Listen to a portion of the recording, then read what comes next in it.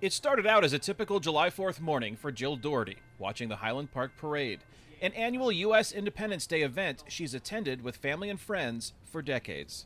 All of a sudden we heard a pop, and we thought it's too early in the day for fireworks, and then we realized it was shooting.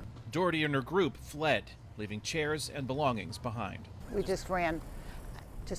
A day after the shooting rampage that claimed 7 lives and left dozens wounded, several cordon blocks of the town center appeared frozen in time as Doherty returned to collect her things. The incident left her with great sadness and questions. What could motivate somebody to do this? You don't expect it to happen where you're from. Where you grow up is where you feel safest. It was by chance that 19-year-old Jacob Carmen missed joining the crowd at Highland Park this year. Forgot to set my alarm. I would have been here.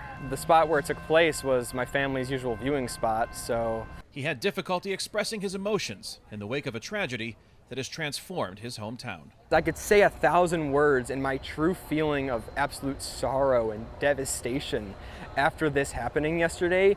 I cannot find the right words in all those 1,000 words. What Carmen wants most isn't words, but action. How can people in power change this? How can people help?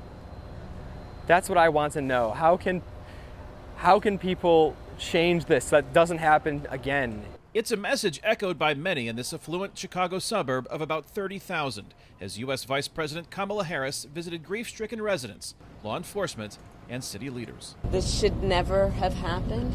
We talk about it being senseless. It is senseless. We have this onslaught of mass shootings. They don't seem to stop, and it's so frustrating because we know how to stop them. Lorianne Post is a professor and mass shooting expert at the Feinberg School of Medicine at Northwestern University. While Congress approved new gun control legislation after mass shootings in Texas and New York earlier this year, Post believes it doesn't go far enough. The U.S. had a federal assault weapons ban that was in place from 1994 until 2004, and during that ban, mass shootings attenuated significantly.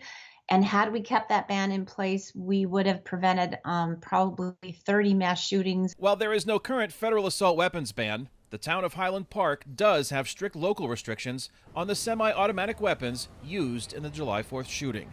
Ordinances that did not prevent the tragedy. We got to be smarter as a country in terms of who has access to what, and in particular assault weapons.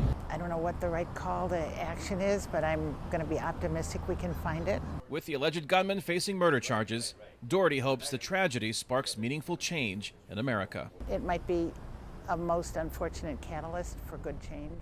Kane, Farabaugh, VOA News, Highland Park, Illinois.